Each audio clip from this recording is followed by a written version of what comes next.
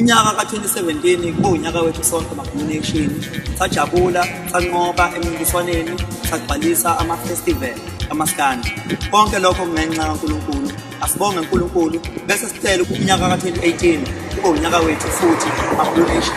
Esikuzuze ku-2017 sizuze okukhulu ku-2018 bese ngicelela nani ukuthi iy'nhlahla zibe khona, abangasebenzi basebenze, impumelelo ibe khona.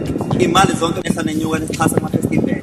uNkulunkulu anibusise ngaso sonke isikhathi. Ene kahle enyakeni omusha, uNkulunkulu anihlenge. #PhilUpMoses Mabhida Stadium.